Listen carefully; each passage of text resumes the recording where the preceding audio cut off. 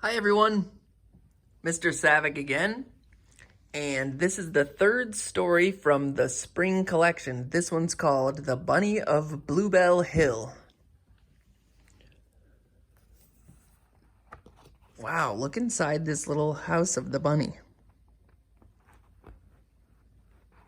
At the top of Bluebell Hill, there was an old oak tree, and underneath that oak tree, there was a burrow.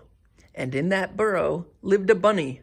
It was a very nice burrow, with 4 little rooms and bluebells growing by the front door. But Bunny didn't like it.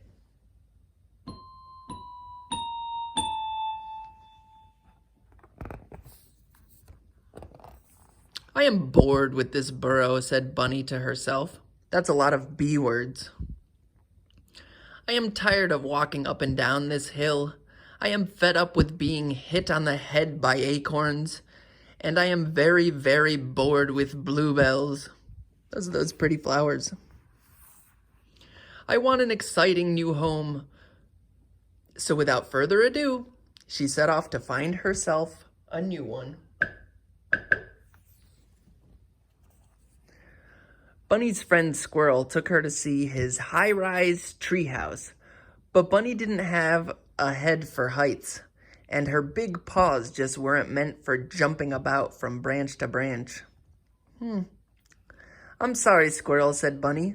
I think I need something a little closer to the ground.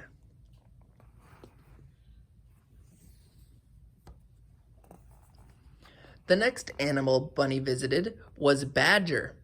He lived in a mossy bank in the heart of the old forest. It was dark and still among the trees, and there weren't many passers-by, which was just the way Badger liked it. But it's too quiet for me, said Bunny.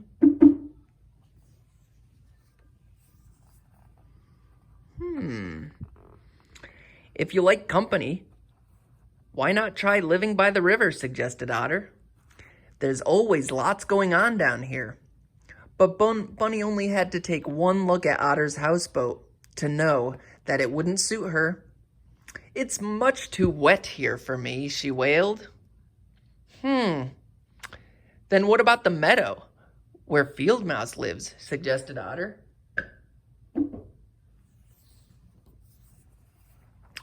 Field Mouse seemed happy living in the meadow, but no matter how hard she tried, Bunny just could not get comfortable there. For a start, there was no shade anywhere. You know Mr. Savick likes shade. I'm always wearing my hat to shade my face. And when the sun beat down, it was very hot. And the pollen from the poppies was extremely sneezy. Achoo! And the wheat stalks were scratchy.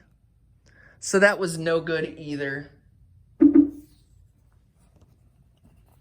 What about Owl's house, suggested Field Mouse. Owl lived in the loft of the old barn. It was certainly dry and very clean, but there was something wrong with that too. It's just too drafty, said Bunny. Drafty, that word reminds me of something that Tessa was saying for our TK play. She was saying, this window is too drafty. That means air can get through.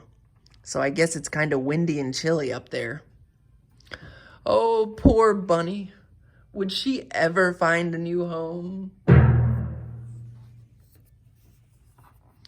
In the shadow of the mountain, the little rabbit found an empty cave. It was slightly gloomy, but at least there was lots of space. She thought it might be just the place until she heard a rumbly sound. What do you think that sound is, guys? A low, grumbly, growly sort of sound. Then she realized it was the bear's house. And Bear snores too much, said Bunny. I couldn't possibly live near him. Bunny was about to give up looking when she came across a smart blue door against the twisted roots of a chestnut tree. This would be perfect, said Bunny to herself, but something seemed wrong. The place had a funny smell. a fruitful, foxy sort of smell. Suddenly, Bunny felt very afraid, and she ran away as fast as she could. It's the fox!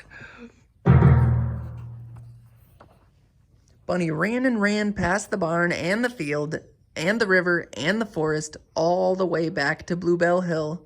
She ran up the hill, past the bluebells and the oak tree, and straight into her own front door.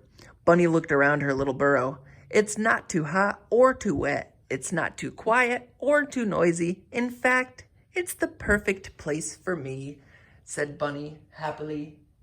And so it was.